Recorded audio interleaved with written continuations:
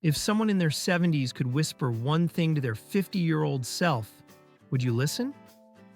What if that advice could reshape your next decades, helping you avoid regrets and embrace a fuller, more joyful life? Today, we're sharing 10 profound lessons that seniors wish they'd known earlier, straight from the hearts of those who've lived them. For years, working with clients in their 60s, 70s, and 80s, I've heard the same themes emerge. These aren't abstract platitudes or feel-good phrases. They are practical warnings and encouragements, born from real-life experiences that people genuinely wish they had heard sooner. These are the insights that shape happier, more fulfilling later years. They are about making strategic choices now that pay dividends for decades to come, ensuring your future self thanks your present self for the wisdom you're about to gain. So, I invite you to listen with an open heart. Pick just 2 changes to try this week. And remember, retirement isn't an ending. It's a new season, a blank canvas for you to design the life you truly desire. Let's dive into these powerful lessons. Many seniors describe 3 distinct life stages. You start young and healthy, but often lack wealth. Then midlife hits, busy with income but short on time. Later in life, you might have more time and money, but often health starts to diminish. There's a critical, often missed window, what we call the golden triangle. This is that precious, sometimes fleeting period, usually in your late 50s to early 60s, when time, health, and money overlap in a meaningful way. It's a powerful moment to act. Your action for this lesson: make a list of 2 active, enriching experiences you want to do before your health becomes a limiting factor. Don't just list them, book one now. Don't let that golden triangle slip away. We often prioritize work and family, and rightly so. But a common regret I hear is forgetting the 3rd crucial type of time: renewal. This includes sleep, exercise, quiet reflection, and engaging in hobbies that truly recharge your spirit. Many retirees express regret that they didn't invest in these recovery habits earlier. They realize how much their well-being could have benefited from consistent self-care and dedicated time for personal restoration. Your action: schedule 1 weekly renewal hour into your calendar. Treat it like an important meeting, non-negotiable. Whether it's an hour for reading, a nature walk, or simply quiet contemplation, make it a priority. The second half of life is the perfect time to protect your energy and focus. Learning to say no more often isn't selfish. It's a strategic act of self-preservation. Your time and energy are finite, and they deserve careful stewardship. The people I work with consistently say their 50s were the time they truly learned to discern what deserved a yes and what didn't. This discernment allows you to invest your precious resources into what truly matters to you. Your action: this week, practice saying no to one social or work request that you know will drain your energy rather than replenish it. You might be surprised by the liberation it brings. Here's a gentle but firm reminder: dollars can always be replaced, time cannot.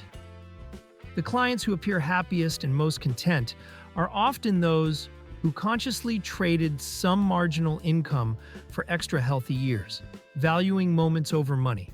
Think about the true value of your time. Every hour spent doing something you don't love or simply to earn a little more is an hour you can't get back. It's about being wise with your most precious non-renewable resource. Your action: write down one significant thing you would do if you magically had 7 extra healthy years. Now take one small, tangible step toward that dream this month.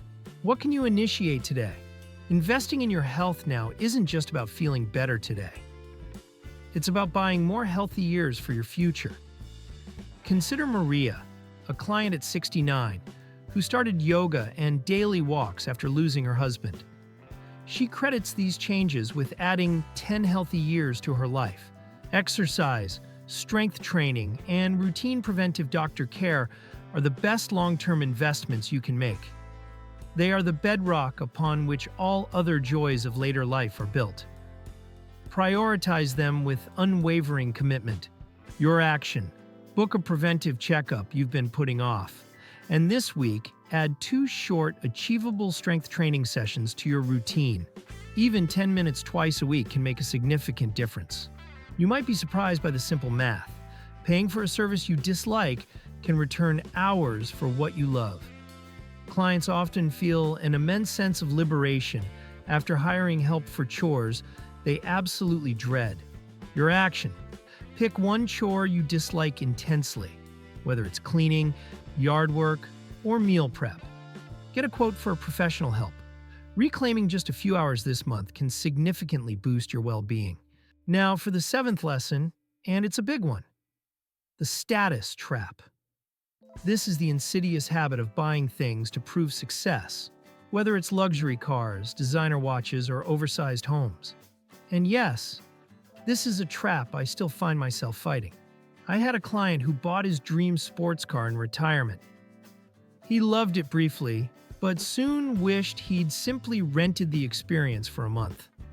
Status items rarely, if ever, add sustained joy or true fulfillment to your life. Your action: before your next big purchase, consider if you can rent the experience for a month instead, or simply delay the purchase by 30 days and reassess if it still holds the same allure.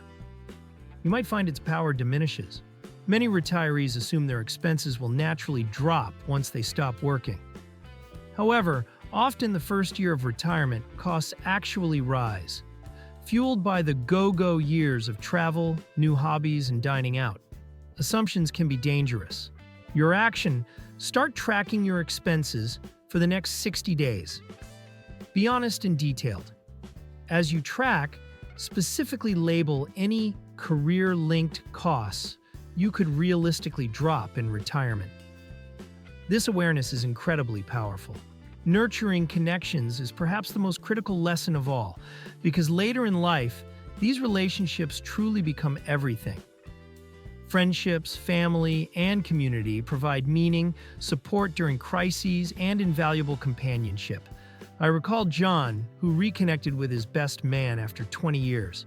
He told me it was like no time had passed. The bond was still there, strong and comforting.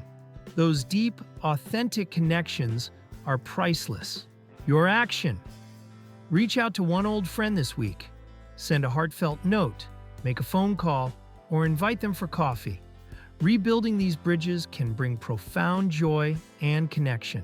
Boredom can quickly set in when retirement is viewed solely as a time for rest. Purpose, whether it's a new project, mentoring, volunteering, or continuous learning, is what keeps life rich, vibrant, and meaningful. Clients who actively plan for purpose in retirement consistently describe more joy, greater satisfaction, and far fewer regrets. They are engaged, contributing, and continually growing. Your action: make a short list of 3 activities that genuinely give you a sense of meaning or purpose. Then commit to trying just one of them this quarter. Take that first step towards a purposeful future. Now, for a quick guided reflection.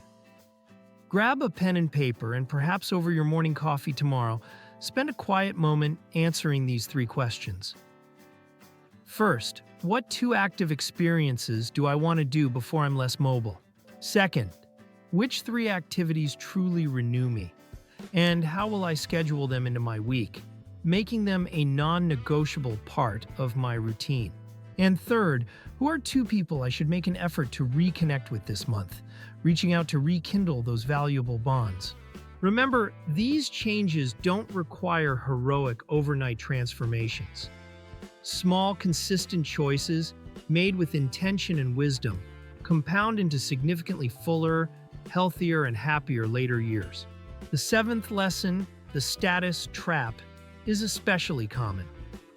Pause before those big purchases, rent experiences, to see if they truly resonate, and always choose meaning and genuine joy over external markers of success. If this video helped you reflect and feel inspired, please consider giving it a like, sharing it with a friend, and subscribing to Happy Grandpa 69 for more insights on living your best life. Tell us in the comments which of the 10 lessons you'll try first. Share this with a friend in their 50s or 60s. It might be the note of encouragement, the gentle nudge, or the vital wisdom they need right now to shape their future? For a printable version of these 3 reflection questions and a handy 60-day expense tracker, check the link in the description below. Thank you for watching. Protect your health, reclaim your time, and make the next chapter your absolute best one.